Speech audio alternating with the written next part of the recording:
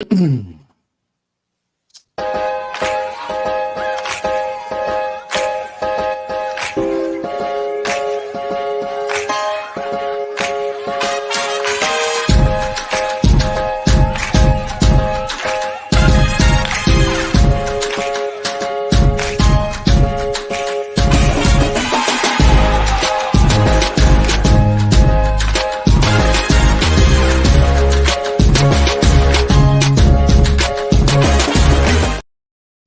morning and welcome back to the All-Purpose Pod for an All-Purpose Life, wherever you are today and however you're listening today. Call me Mista Yu, the podcast. Thank you once again for making us a part of your morning, your day, and your week. We're your weekly mirror check before you change the world. You know where to find us: Facebook, Instagram, LinkedIn, YouTube, and of course, the Twitter.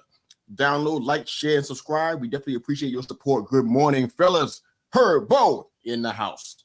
What's going on? How you doing, guys? Every morning I get on here and I think, man, I'm just not as good looking as these guys. Like, what am I doing wrong with my life? So, I got to step it up. I'm going to say it's the lighting. That's what I'm going to tell everybody. It's the beauty products, bro. All right, man. So we are in the week of Thanksgiving. And tell you what, it took about 6 times to remind me that it's Thanksgiving on Thursday. I keep forgetting this. This is a very weird week. What's your absolute stone cold lock go-to for Thanksgiving? What do you have to have on your table, or it's not going to work? I mean, a few things, but probably my wife's apple pie.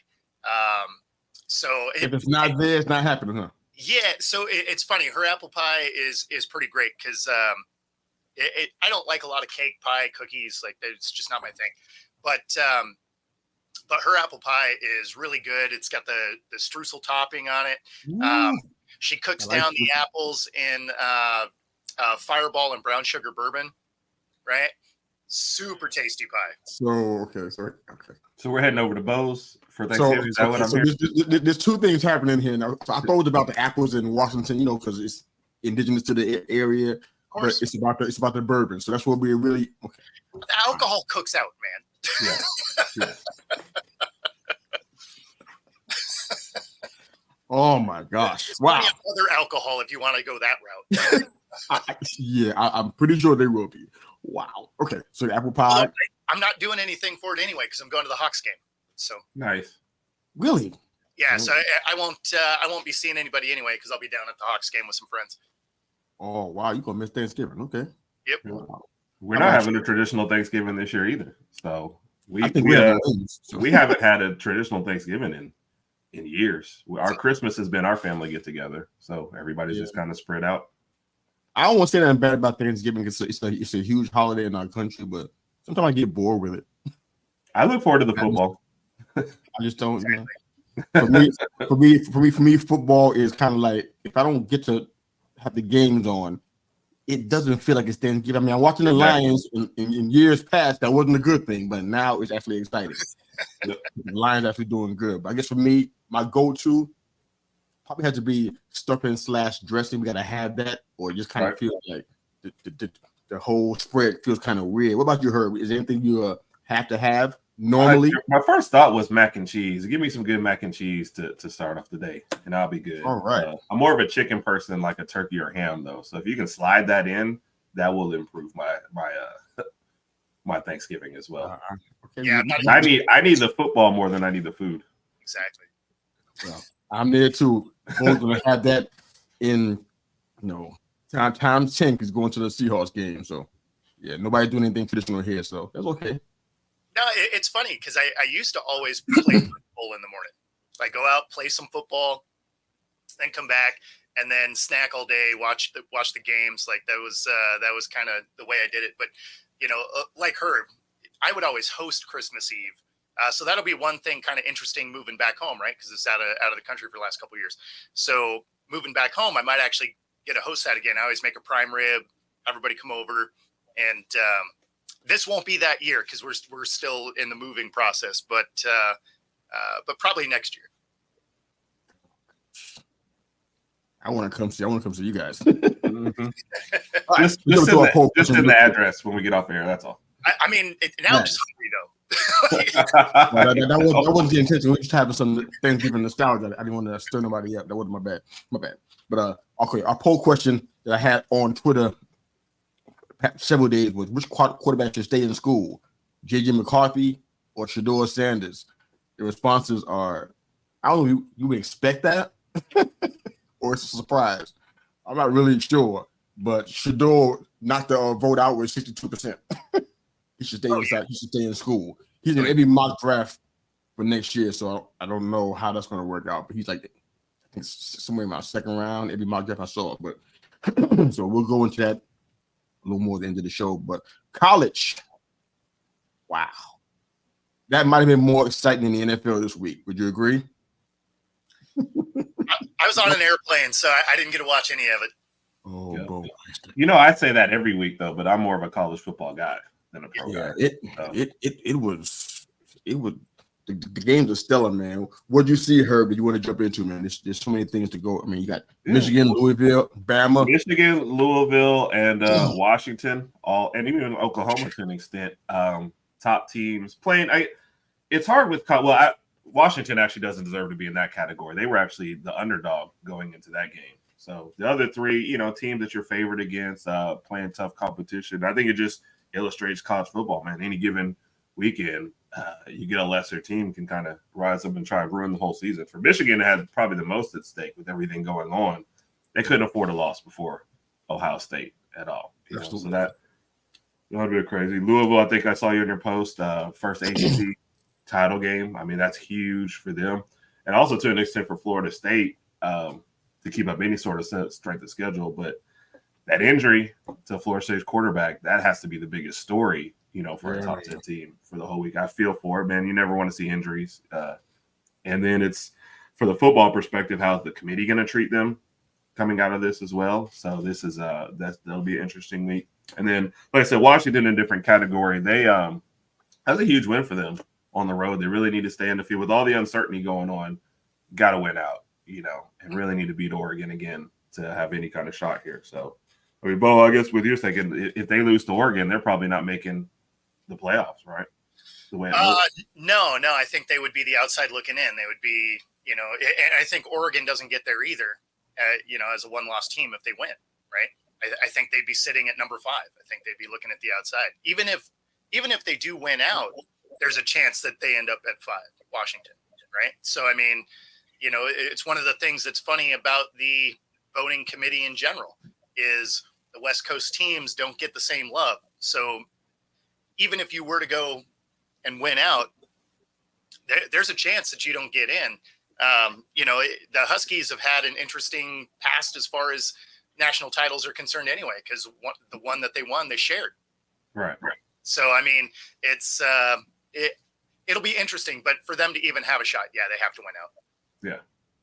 Which is crazy to me. But I do think that if they win out, they're in, because I think one of Michigan or Ohio State knocks themselves out. And now with Florida State sliding, I think they've got a good shot here. But they do. I mean, it is crazy the way college football, and I guess that's one of the to go back to your other point, Mr. Yu. College, I feel like it's exciting because of that. Washington lose one game, they're thinking maybe there's no more playoffs. Versus NFL week to week, you get some good games, but if they lose that game, it's probably not the same. So that's what we in college country like to tell ourselves when we've got no NFL teams around. Well, I mean, one game makes a big difference, man. I mean, you can have 4 losses and be fired. I mean, it happened to my guy from Boise State. I mean, I didn't think he was doing that bad. I thought things were pretty decent considering what was going on with their team and stuff. 4 losses, and guess what? Old boy got the boot in the middle of the season. Yeah, so it's like, wow. Well, I think the Mississippi State one was even harsher because this guy, was just really an interim guy, and they were like, this season didn't go the way it was expected. But I don't know what they were expecting from this season. So I don't know why you give a coach and give him 0 recruiting classes and then, give him the boot. You heard of an interim coach that got fired? I don't think I ever heard that before. He was, so Leach passed away, so he was kind of an interim. He was there at the beginning of the year, but he wasn't the head guy, So if he's trying to get his own guys, his own system, he really didn't get a fair shake. And it's Mississippi State, so I don't know what you're really expecting from them. So at the top of the food chain by any means. So do you guys like the 4 guys that are or 4 teams that are currently projected to be in the college football playoff? Do you like those 4 teams to stay that way? That should be So I would not be surprised if they move Washington in now and move Florida State out. More because of how they started the game and the injury. But also Washington had a much tougher game, and they persevered at that one. Florida State has just really kind of looked lackluster against less opponents for the past couple of weeks. And I feel like, I don't know, Washington is getting penalized for not looking great since the Oregon game, but they're winning all their games and they're playing much, much tougher teams than anything that Florida State's coming up against. So it's, I don't know, it's like the committee just has the weirdest thing. It's like eye test for one person, schedule for the next person, then we're going back to eye test, then we're going back to schedule. So it's like there's no consistency as far as the top 4. Well, is it true that the committee changes out every year? It's different people every year? Is that I heard that was how they do that. Is that accurate? The committee changes every year? I think so. I think there is some turnover there. But I mean, it's funny because they do eye test when it is convenient for the teams they want in there. Yes. And then they do strength of schedule, right? So, because if you were going to do strength of schedule, UW's in, right? Right. For half of the season, 8 of the Pac-12 were ranked. Right. And as it sits today, I think 6 of them still are. So, I mean, it's 6 or 7 of them anyway. So strength of schedule would have to be there, right? Those are all top 25 teams. Right. On your ranking system. Right. No, I agree. And maybe the best win out of everybody by beating Oregon if Oregon's your 6th team. So it's like, I mean, the thing that's funny about it is it's just like, okay, well, of course they're not going to pass the eye test of blowing people out because they're ranked teams. Right. Right. No, I'm with you. I always thought that they should be up there. I would have put them above Florida State. And now Florida State has, they're pretty much riding the LSU win at the very beginning of the year. Yeah. And nothing else. The rest of the ACC has fallen apart. So so for them, is it eye test? So it's like Ohio State, we went strength of schedule.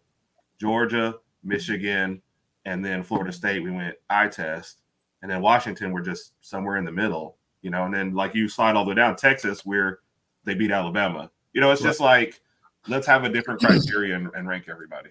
So to answer the original question, sorry, I got off track. I think it'll be Georgia, Ohio State. Doesn't seem very consistent. Doesn't seem very consistent at all, to say the least. Do you guys think that Georgia's still the front one, I guess, to actually three-peat? You think it's still the best team? Or do you see somebody else? I feel like they're getting better, too. That's kind of scary. Their offense is coming along much, much better. Defense, maybe not exactly where it was, but that's still, when your defense was A+, and if it drops to an A or A-, that's still really, really, really good. So, yeah, I think they're getting better as the season goes along. That's scary for everyone else. No, I agree with that. Like, at the beginning of the year, you're like, okay, this is definitely not the same team. And then as it's gone on, that defense has definitely come along. But, I mean, you knew the defense was going to be as good. Half of them went to the Eagles. Right. So, he didn't even say the NFL, the Eagles, which is 1,000% accurate. Well, they didn't disperse. They went as a group. Yes. all go the same vehicle, right? They didn't do much. They just carpooled up. buy one, get 3 free is what happened. Unbelievable. Well, I said what I said. I'm not changing my mind at all. If the Wolves don't do it this year, we've been talking about this for a long time. This is it. So somehow, some kind of something special got to happen. They face each other. If by some chance something great has to happen, that's the only way. Be a good game. Yeah, I'm sure it will be. Not good for my stress levels though. All right, so let's get into our power. Oh, good morning, Mom. Thanks so much for joining us. Yep. All right, so week 11, power rankings. Who's taking theirs first? I'll go. Let's go. All right, I got Philly 1 and KC 2 with the caveat that whoever wins tonight will keep that number 1 spot. So big game for them tonight. I didn't really go just records on here for number 3. I put San Francisco back in number 3. I just feel like they are the scariest team at 3, and so I went ahead and moved from there. So Baltimore 4, Detroit 5, Dallas 6. Interesting for me though, I think Dallas might beat Detroit I guess they play later, so that could change. Jacksonville 7, Miami 8, Cleveland 9, and I put it 10. Houston / Seattle, huh? With Deshaun out. Just because they're feisty, and I like that defense. So if they get DTR up, I could see it. They're going to squeak out a couple, so I'm just giving them a little love there. Could they drop out in 2 weeks? Yeah, easily. I mean, because it's still ugly. I don't know if there was a huge difference between Cleveland and Pittsburgh yesterday. It's like great defenses and no offensive play and a lot of frustrated people. So, I put Houston and Seattle at 10 because I think they're similar. I root more for Houston, but I wanted to show Bo's team a little love too to keep them up there as well. So, well, I mean, I was barely showing my team love this time, so I appreciate that. So I went from so I got the Eagles still at 1, Ravens at 2, Lions at 3, KC at 4. So my top 6 have really kind of stayed where they were. I have the Niners at 5. I have the Dolphins at 6, Cowboys at 7. I have the Jags still hanging on at 8. mm-hmm. I have the Texans jumping in for the first time at 9. And then I was actually going to put the Vikings here at 10. And then they lost last night, which actually makes them behind the Hawks in the playoff seed. Yeah. So that leaves Seattle still in the 6th seed there. And the Vikings move into the 7th seed. So it was hard to try and move them up. Both of them losing this week. And so that's where I went. Obviously, the Bengals went out. They go the way Burrow goes, and Burrow went home. So that team's pretty much done. And I didn't go the Browns route only because, again, Deshaun is out, and that team's pretty much going to fall apart. Not that he was playing great anyway, but and that was part of mine with Cleveland. They weren't getting great play from him, still winning games. So I don't know how much they need from DTR. Now it's not a good playoff, recipe. But at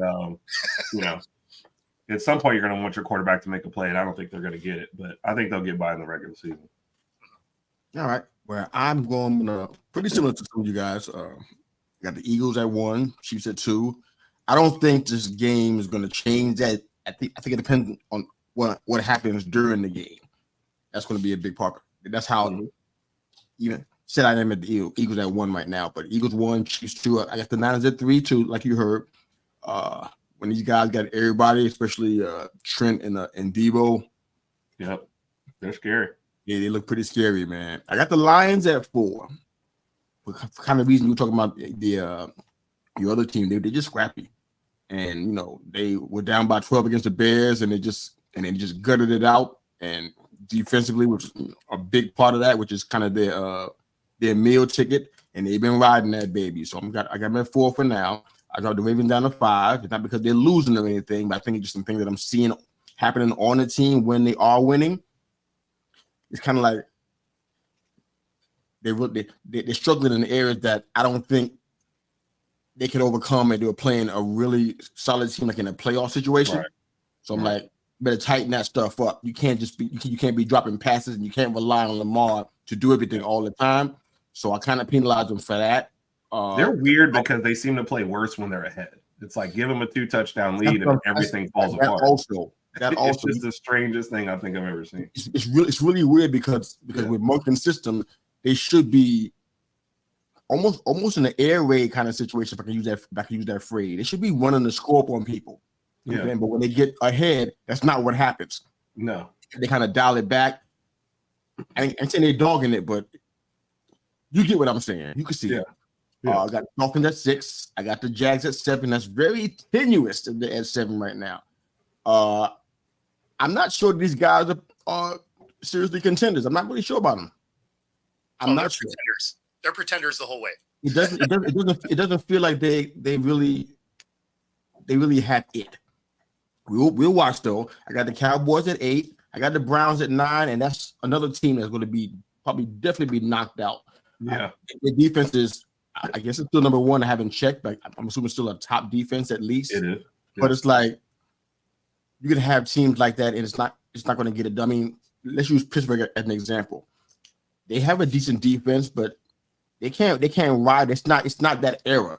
They can't ride that now. They gotta actually throw the ball into that effectively. And it's like, I don't know if this rookie. I mean, fans actually chant his name. I'm like, DTR. I'm like, okay. He was fun in college. Love the support. Love the support. Yeah. I think that they got a really light hole on my top 10 right now. And the last one is the Texans. I had to bring them in. These guys have been playing really, really good. And what I like the most about this team, I said it the past 2 weeks, is that when they have adversity, a team is full of rookies, which they are. I think the majority is rookies, I think, or at least second-year players. They come to play. Yeah. Even in tight situations where veterans usually thrive because they've seen it so many times before, 2-minute offense, that kind of thing. These guys come out there and they don't quit, and they actually win. And it's like, it's very rare. So I'm really liking them. So I want to give them props and put them in the 10, but that's where we are, man. Any thoughts on the rankings? How you feel about it? No, I like they're accurate. Yeah. I left Baltimore ahead of Detroit though because they beat them. I think that was the only change up in there because I did like Detroit. Oh, that was my point. But I don't remember if you remember on our NFL breakdown show pre-show. My friend Ahoda, who's a Detroit fan, and you guys weren't you didn't like his Detroit Super Bowl comment. I don't know if you saw that part. He posted like, "Hey, I'm buying my Detroit Super Bowl tickets," and Bo and Sarah weren't very. They laughed at that comment. I get a text every week that Detroit wins. This is because of Bo and Sarah. Living rent free. I like it. Oh my goodness, he is. Oh, that's awesome. No, I love seeing what they're doing. The thing is, I don't think they're a Super Bowl team. No, I knew they were a playoff team, and I thought they were a divisional round exit. Like that's kind of where I see them exit, and that really hasn't changed because there's some things that I don't love about the team. I love how scrappy they are, but there's moments where you see it, you're like, that's a hole. That'll get you in the playoffs. Right. But hey, living rent free in his mind, I'm not mad at it. Every week, I'm like, man, gotta let it go. Yeah, he's holding on for dear life. That being said, I hope he's right. Like it'd be awesome for Detroit. Right? Oh yeah, it'd be amazing. I told him I'm rooting for him every week. So that leads me to a really quick thought. Do I really want to see the Lions and the Ravens in the Super Bowl? Because his prediction with the Ravens would be in the Super Bowl. Do I want to see the Lions and the Ravens? Not if it's like the first game. You're right. Beat the brakes off the Lions. Past two Super Bowls. I'll include the Chiefs and the Eagles for now. The Chiefs and Eagles are kind of an outlier, but prior to that, a lot of the Super Bowl matchups was like, yeah. I still think it can be the Eagles Ravens. Like I still think that could be the outcome there. Okay, my question is still the same. Do we want that? I think it'd be a fun game. Think so? Yeah. Because of the quarterbacks, I think you would have a fun game for sure. It'd be a fun game. Okay. Both have good defenses. Both Lamar has to take the weight. You would tell him I need 2 to 3 miles on the field. Who's back up? Tyler Huntley. Still a fun game? No. But you can name every team in the league and say if the back. I know, but Lamar does it a lot more than most quarterbacks. And against the Eagles, like. So to be fair, though, he would have to have like full on broke something to leave the Super Bowl. Like that. Yeah. That's the dude Lamar is. Like they'd have to be sewing his arm back on the sideline for him to miss the rest of the game. Like he would be like, put some tape on it. We're doing this. Yeah, I'll throw left-handed, and we'll be fine.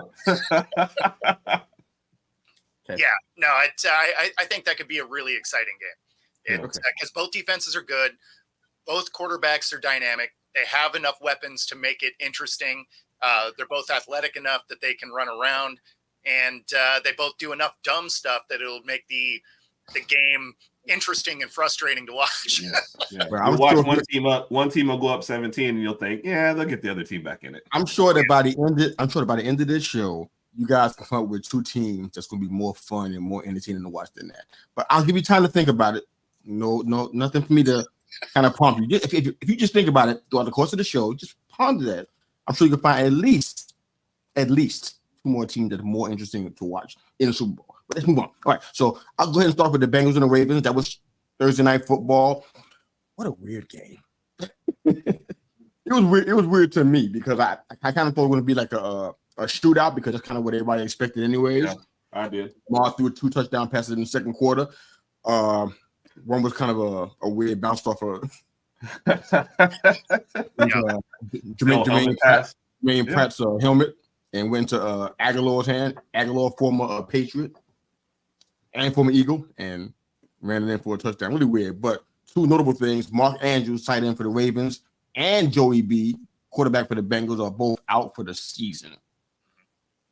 That changes a lot. I know how much Lamar relies on Mark Andrews, and I don't know if you remember it from last year, but the games that Mark Andrews was out, because he was out for a certain amount of games last year, I think it was, but I forgot the reason why. I think it was lower leg as well. Jackson had to do some things differently. And in that situation, he didn't have that safety valve, so he ran a whole lot more when that happened. With Burrow being out, we're looking at essentially a rookie or second-year guy. I forgot. Yeah, Browning. Yeah, Jake Brown. I don't recall how long he's been playing, but no, he only played in 1 NFL game, so he's as rookie as you can get, and he struggled. Yeah. Sometimes he was just throwing the ball up, and it was like, I'm gonna hope for the best. Wherever this lands, it lands. Yeah, I mean, he waited to the last minute, 8 seconds to chuck it to Jamar Chase. It's like, wow, okay, and chuck it meaning 2-yard passes, so it's not really a big chuck like I'm implying, but so it was just a lot going on in this game.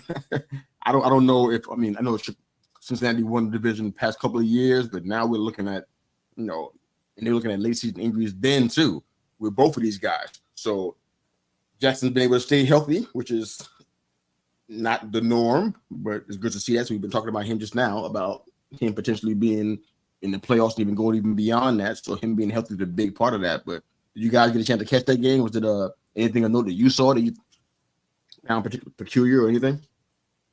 I mean, it was a weird game even before Burrow gets hurt. Like it was, but it looked like it was headed towards the shootout kind of game. Yeah. And then he gets hurt, and it changed the dynamic of the game all around. Yeah. So it's no surprise that the Ravens win, right? You lose Burrow, and that's kind of a wrap. Yeah. The energy was just gone, from the moment he and it's eerie, like he threw a touchdown for his last play, but then it was just, okay, we're done here. And it's like the Ravens sensed it, like, okay, we're not gonna have to do as much to win this game as you might think too. So it's just like everybody dialed it back, and you went from, man, this is the best Thursday night matchup to, I wonder what else is on, for the whole second half. It never felt like Browning was gonna get him back in the game. Yeah, my hand was on the remote, no question. My hand was on the remote firmly. Yeah, had my finger on the up button, no question. But what I do love about this that was encouraging on the Baltimore side was that Edwards had a couple of touchdown runs. Yeah, we haven't been staying that many weeks that the running game has been visible for us to see with the naked eye. We haven't been able to see that. It's either been Lamar throwing for a touchdown or running for one. We've hardly ever seen the running game. So hopefully Gunster Bust is where he needs to be mentally and physically. That'll help Lamar out a lot, and I think that'll help propel the Ravens to definitely get into the playoffs even deeper than that. So, what's our next game for today that you guys got? I'll go with Miami and Vegas. Shout out to Raj if he's on the way to work or listening or anything. I picked this because it was interesting because the Raiders come into this with a 5-5 record, and Dolphins lose to teams above 500, and they beat teams below 500. And I think it was pointed out by Willie, our boy from Shakeback Group, that he was like, well, I like my chances because we're coming in at 500. It'll be interesting. And this was like a perfectly pedestrian game by the Dolphins against a 500 team. I mean, Tua does throw for 325, but he loses a fumble. He has interception. They have 3 turnovers total, no touchdowns for the whole second half. And it's like, playing just, and I know, the Raiders defense has been playing well, but you're playing against a team that's fired their coach, benched their quarterback. Like this should just be, and you're playing at home. I just need more from this team if I think they're going to get to the, make some noise in the playoffs. But that's what I look at the score, and it just looks like a yawner. You look at the stats, and it looks like a yawner. So A-Chain comes back for a minute, and they took him back out for precautionary reasons. Running game doesn't get going as much as you want, but I mean, it's just when I look at the Dolphins, if this is how you're going to play against the teams, like it's just going to be a short playoff run for you. I mean, it's an easy division to be on top of. I mean, even Raj has to admit that if he was listening today, but this is a lot of gambling right here. Put it like that. Yeah. They might as well be in Vegas because there's a lot of gambling going on right now, and it's like they're gonna play the right wrong. I don't know who's on the schedule. In fact, I'm actually curious about that now. I'm gonna look it up. Who's on the schedule for them coming up next? So they got the Jets, Commanders, the Titans, the Jets, Cowboys, and the Ravens. So it's a mix of there. Certain games you definitely think they should win, and some games you're like, will they be competitive? So I don't know. Those last two games will be tough. Yeah. Oh, no question. I don't think they're going to win those. No. As far as the other ones, Jets, Commanders, Titans, and the Jets. Yeah, I'm like, I don't know. Yeah. It seems like they could cruise through those. Yeah. I mean, Commanders might be interesting. Yeah. I think they'll be feisty, but Rivera could be fired by then. Probably. And then they have a revved up new head coach, and maybe they may play totally differently. No, maybe exactly. I'm not giving that win automatically, and I'm not sure about the Titans either. These guys sometimes they play at their height, and look, especially with since Levis has been in, and then you have a game like what he had last week, which is not so great. Yeah, I don't know who's going to be there when they play them. So I'm not giving an easy W to the Jets. They're probably going to sweep both of those games. Yeah, true. Jets are just. I mean, when you bench your quarterback, they've benched him, and I don't even know what they're going to do anymore. Like they're literally out there saying, "I don't know what we're going to do next." Rodgers, that's what they're going to do. He'll come back and win it all for him. I'm almost convinced that if you put him out there in a wheelchair or on crutches, he'd be better than what they've got going on right now. Come on. I mean, you're not wrong. You ever play football in a wheelchair before? How'd they go? I'm just saying, man. I'm just saying. They're getting 0 right now from the quarterback position. So, I don't know. Who's in there now?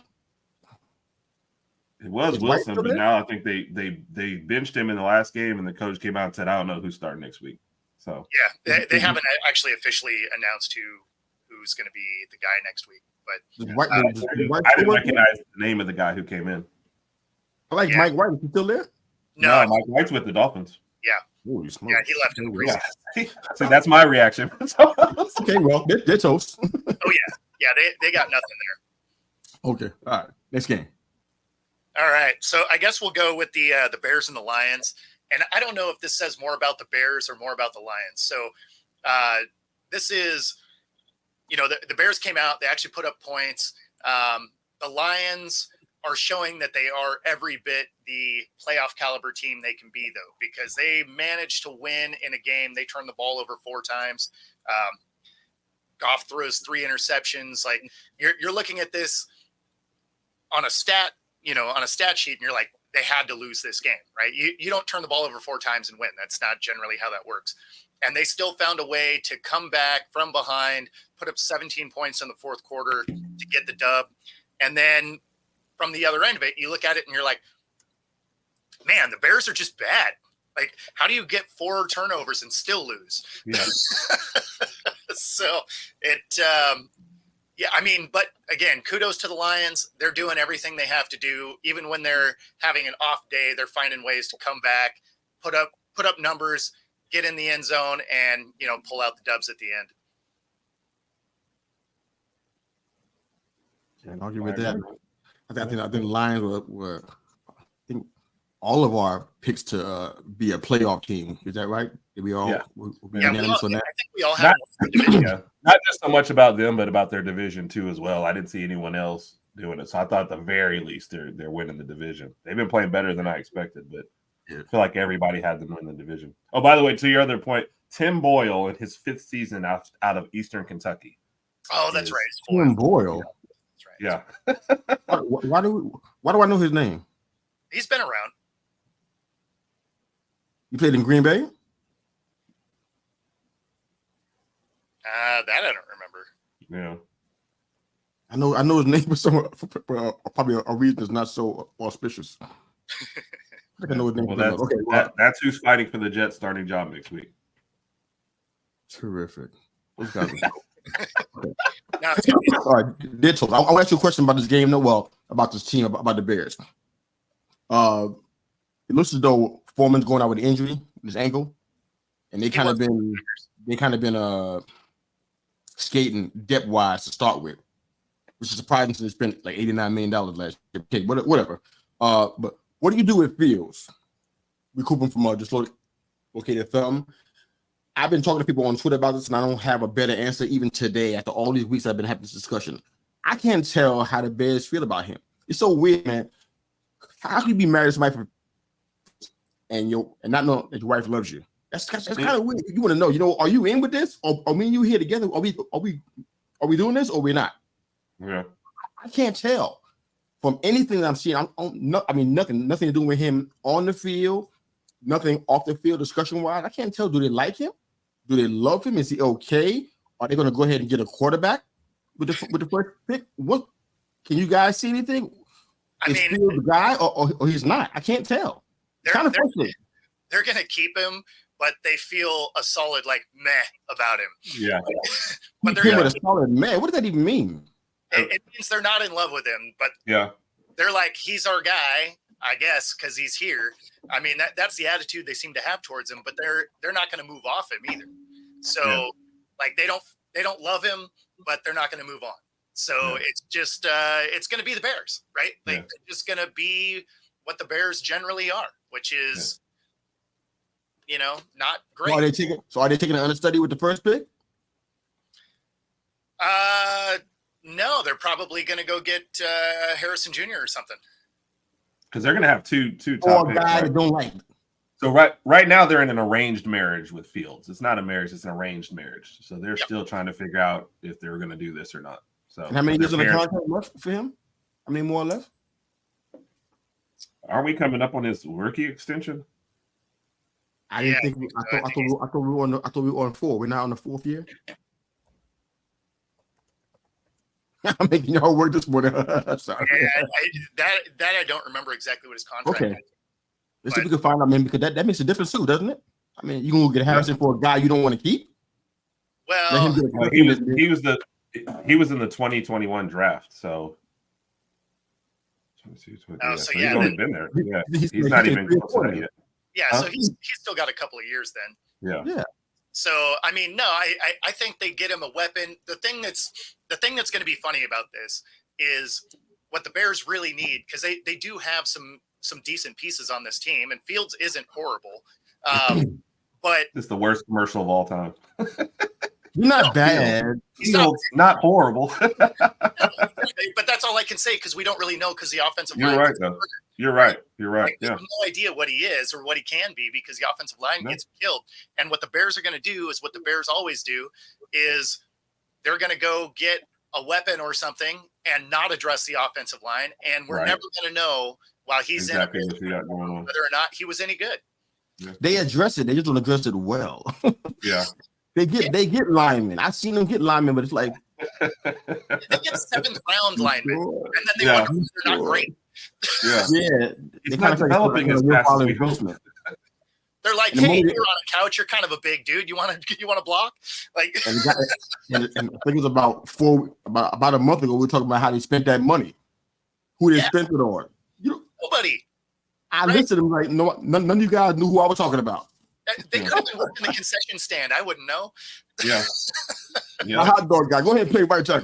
Hey, right? Wow. He couldn't play any worse than what's going on out there. So hey, give him a shot. Oh my God! All right, let's keep it going. I tell you what, that draft, that first pick, the tension is going to be. You can cut it with a knife. All right. Oh, and they'll have Carolina's pick too, though, right? So it's going to be real interesting what decisions they make. Mm-hmm. Yeah. What they do is going to determine what we do, no matter where we end up in all of this stuff. But that's another story. All right, we're talking Giants to Commanders. I did that I happened to be seeing so much of the game. I said I'll go ahead and talk about it. It wasn't my plan, but the Commanders was favored by more than a touchdown, and it looked like they had decided to have a fumble party with the whole team. Everybody took their turns fumbling. A game of hot potato, I guess you could say. Yep. Howell was supposed to be lauded by players and coaches around the league as the future of the franchise. I don't know about you, but I haven't heard that one time. But apparently, this is the thing. When they said Sam Howell the future, don't need to draft a quarterback, guys. You got your next Commanders season caller for the next 10, 15 years. He's your guy. And he wet the bed to say the least. We'll see what the next coach thinks about it. Yeah, he might not get a say on all this stuff when it's all said and done. New York scored their first quarter touchdown in all season. Apparently, they never trail, which is like a big deal. Nice. Yeah, I mean, they do most of their best work against the Commanders. I don't really know why that is, but it's just a weird situation going on. DeVito, this guy, he gets killed on Twitter because his mom makes his bed, but he came in, man. 25-year-old third stringer, living in Jersey with his mom. She still makes his pasta for him at night and all that kind of stuff. Threw 18 or 26 passes, 246 yards, right. passes.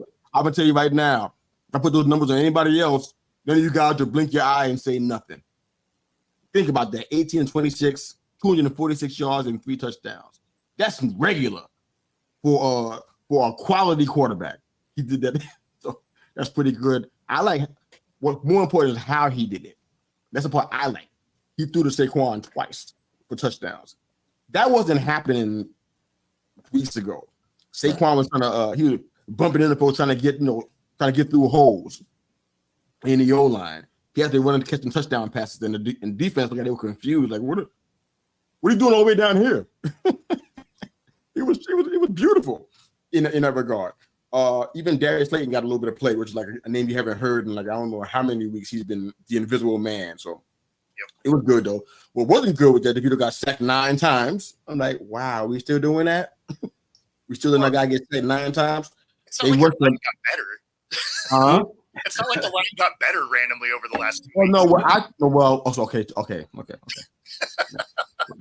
Wait a minute now. Like I said, like 2 weeks ago, I said there was a couple of moves that they made. I thought it was better. You want exponential change. You want to see okay. I just want to see him not picking improvement out of the grass all day. When Andrew Thomas is there, it's an improvement because it's epic bad when he's not there. Forget Ryan and the mother bums over there. I'm talking about Andrew Thomas. When he's there, it's a lot better. Give him a little credit, please. But they rushed for 0 yards of the team in the first half too, which is like, what? Ooh. Is there an award for that? Do you get like a biscuit or a trophy? I didn't see that. 0 yards? Like none? Wow. Incredible. Howard came into the game, and he's only been in the league 2 years. He came in with the most passing yards in the entire league, which was like a fun fact. I'm like, really? Did you know that? He had the most passing yards in the entire league? Anybody know that? The best kept secret. But the Giants got a win. They were happy, I guess, in the locker room, I guess, and celebrating. I don't know what you're celebrating, but okay, you got 3 wins under your belt. I guess I'm trying to find out who we are, because I don't like the whole tanking idea. I mean, I've said that here and there on Twitter, but most of the Giants experts, they don't talk to each other. They want to talk to them. Right. So I'm talking to myself essentially on Twitter, and nobody listens to me. But I don't want to see the tanking situation. I mean, I want us to get a high draft pick because we need the help, but I don't want us to tank. I want us to win. I saw 4 games this season, maybe 5, that we had dead to rights, and we weren't even playing well. And we had them dead to rights. We should be 8 and something right now, and we just lost it. It's like, so I don't want to lose out. I want us to win out, but that probably won't happen. But I want us to win. If we can get all, I'll be happy with it. we can drop down and get. I'm okay with that. We figure out wide receiver somewhere else in the draft. I'm okay with that. You don't have to be Harrison. I'm okay with that. There's a lot of other options out there. We do a whole bunch of different stuff. So if you got some thoughts, go ahead and throw it in. If not, next game.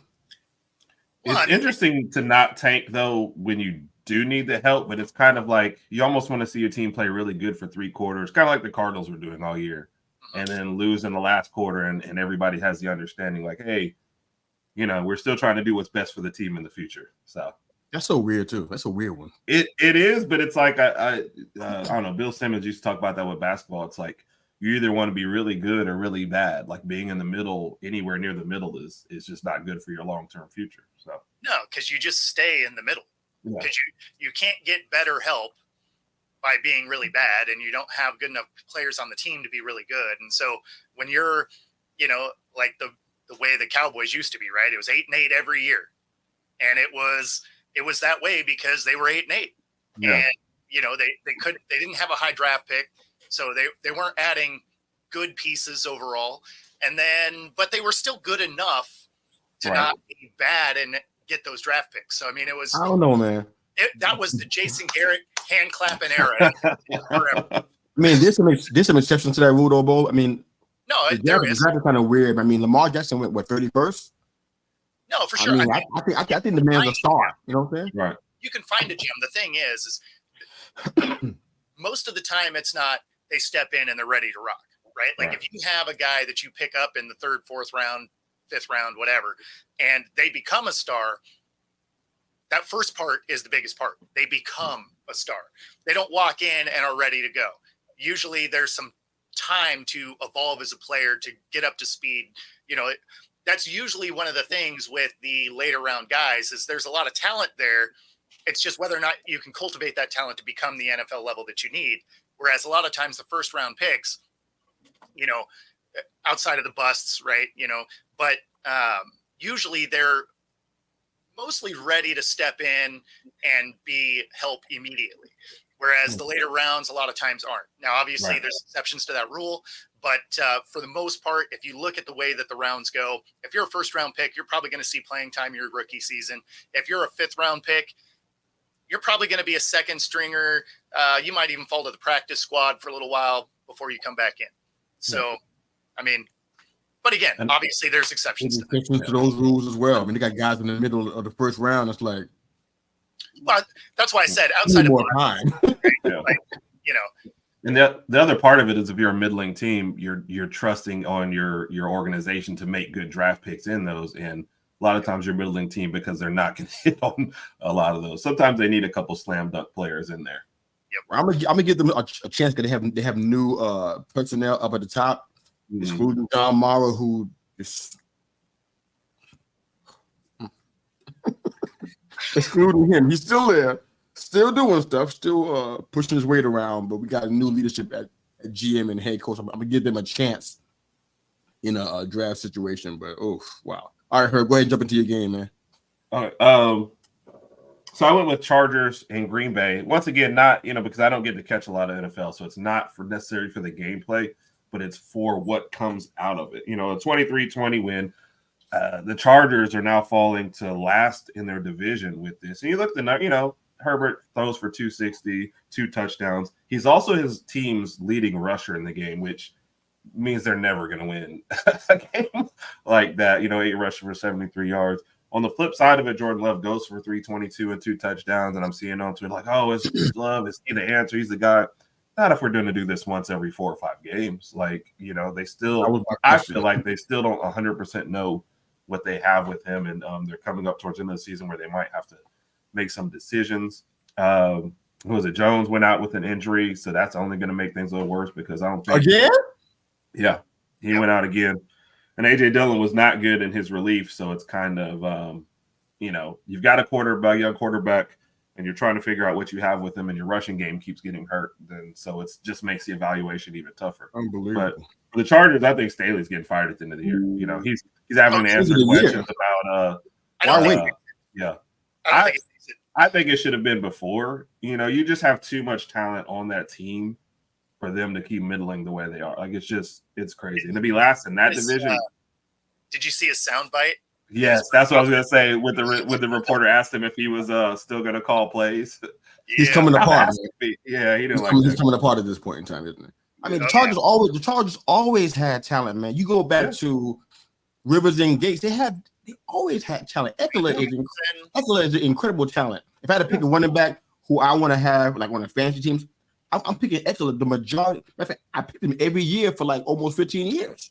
Yeah, they always had talent. Mike Williams, when he's not hurt, the man is an incredible talent. Now they got Johnson, who I don't know why I am with him, but they always have talent, man. That's not a news flash. They had talent on defense for a while. I mean, their defense is ranked 11th. They always had talent, but something just didn't come together.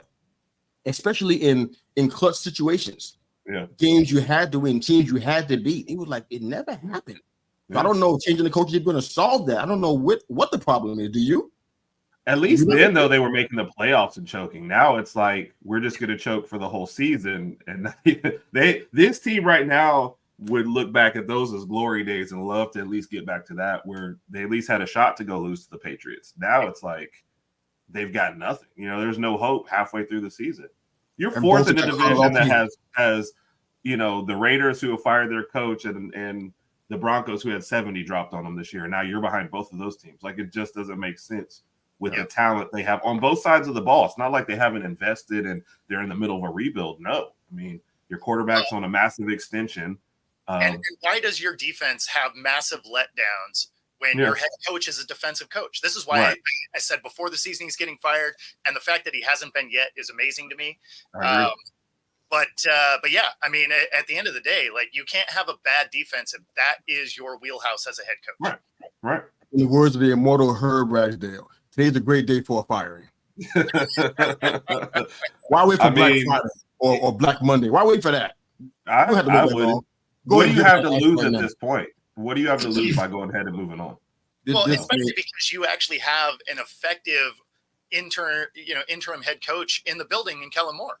Like, Kellen Moore can do the job. And, I mean, obviously his offense works. They've been putting up points. Like, that hasn't been an issue. So the offense has been more consistent with more injuries than the defense has been. And that doesn't make a whole lot of sense with the defensive coach. So let Kellen Moore come in. He'll call the offense. Let whoever's next up call the defense. And exactly. And also, maybe you find something else out about your team. Both got caught it off again. This is like almost like with Aaron Jones. It's almost like a regular yearly situation. It's like, why do you get caught off every year? Yeah, I don't get it.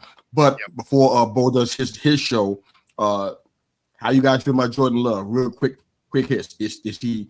I mean, you said every 4 or 5 games. I mean, do you think he had a sufficient amount of time? Both last week said he did, and they should move on from him. You feel the same way, Herb? They should move on for him now?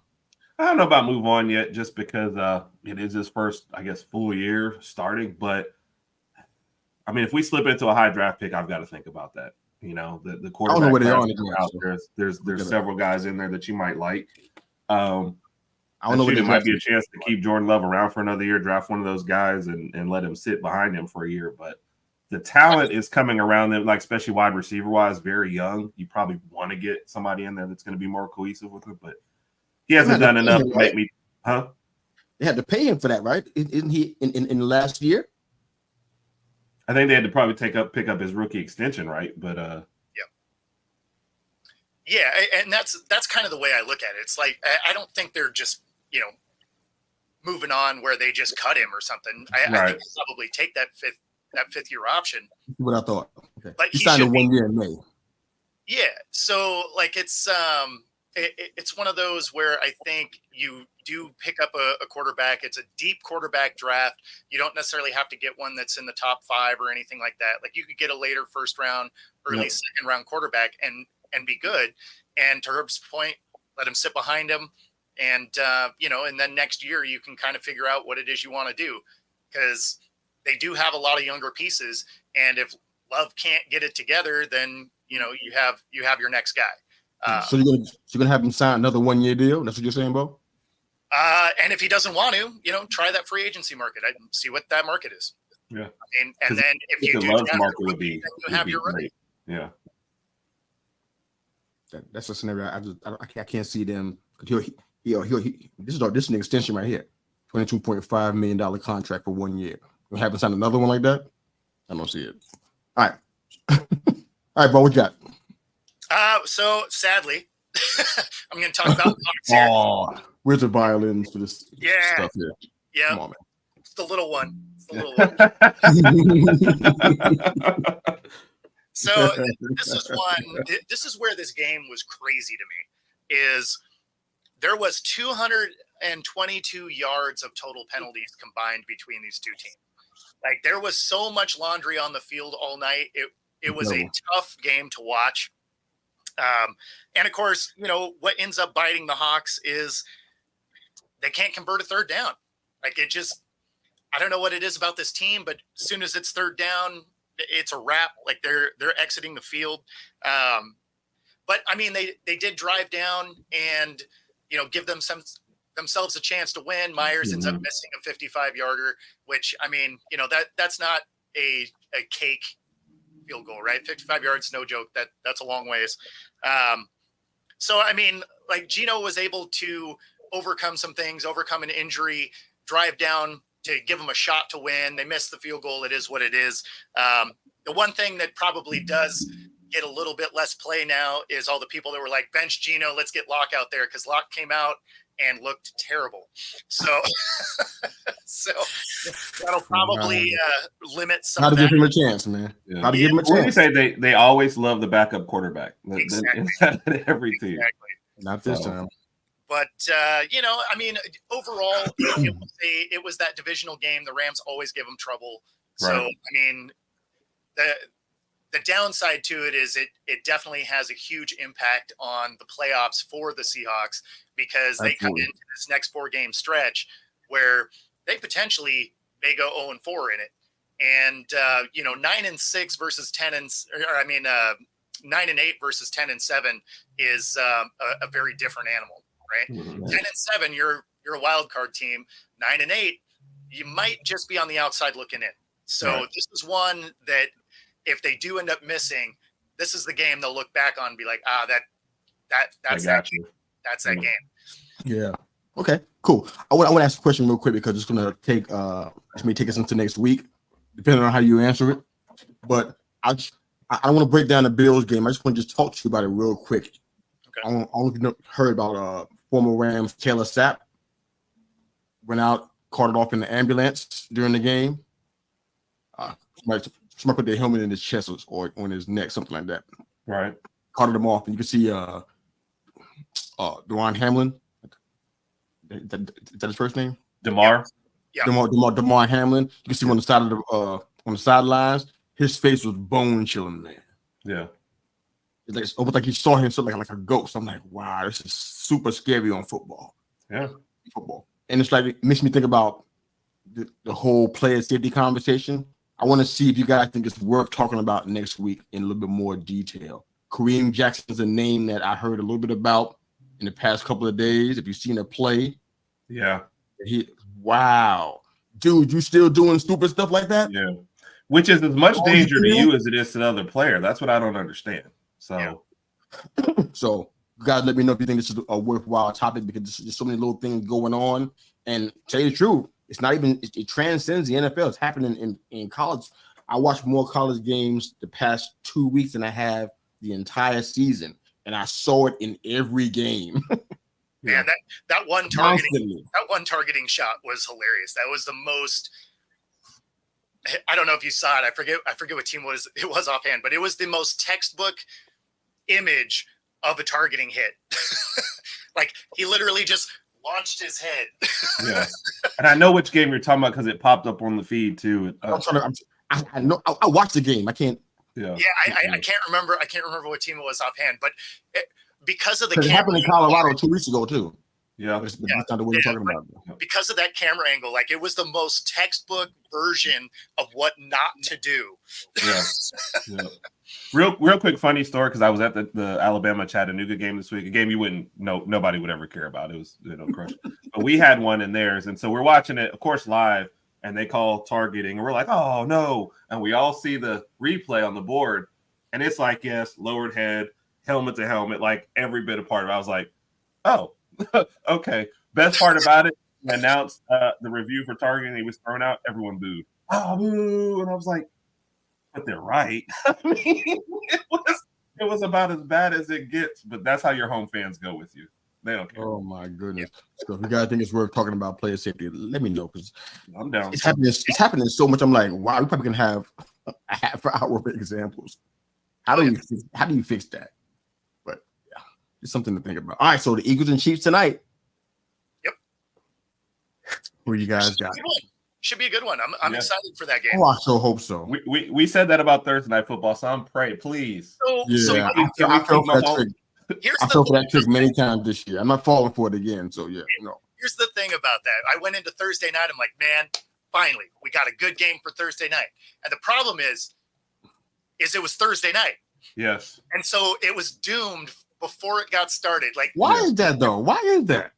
I heard somebody was talking about that, and they were talking about it was one of the players, and they were on a podcast, and they were talking about the natural rhythm that their body gets into. And they're like, Monday was like rest, and Tuesday was this, and Wednesday was this. He said sometimes we don't put on pads until Thursday or Friday to get our bodies acclimated for the next week. He said you kind of get on a regular schedule. He said all of a sudden for a Thursday game, it's like Monday's not rest and recover, it's this, and it's game plan on Tuesday and Wednesday, and like all of a sudden you're playing Thursday. He said so it just kind of speeds up your natural rhythm for every week. Well, and they don't have a normal practice either. Well, like for you, Mr. You're very organized about your show, and we can expect certain texts all during the week, right? But if we ended this show today and all of a sudden we were coming back on Thursday, your whole process gets sped up. And now, like your Thursday show, you'd be on the air telling us, felt a little rushed coming into this. It's not my normal production because it would be a shortened schedule. It's the same thing for the human body in these guys. So I think that's why you get a lot more. What's going to happen with Thursday's game then for Thanksgiving? And Black Friday. But this is like stuff they don't normally do. This is going to be. Yeah. I think your body just gets way out of rhythm, you know? There'll be some ugly football. There's no doubt. Yeah. Oh, that's not good. That's not encouraging. Football would be good during Thanksgiving. We just tell it like it is. All right, well. So when's the last time you saw amazing football on a Thanksgiving? Because when you think about it, this is getting close. It's all to perception, man. Cowboys. It's almost all perception. Yeah, it's amazing to me because I watch football on Thanksgiving. It doesn't mean it's a good game. I'm imagining it being good because it's Thanksgiving. It's football. Right. No, and that part absolutely. But if you think back, Thanksgiving primarily has had a Lions team that's been horrendous, right? Like that's not good football. That hasn't been good football in 50 years. So, that's not exactly encouraging. The Cowboys have been very average and below average on Thanksgiving through December, right? So those are two games that already aren't great. Yeah. Right. And then you have the rotating cast of whatever the third game is, right?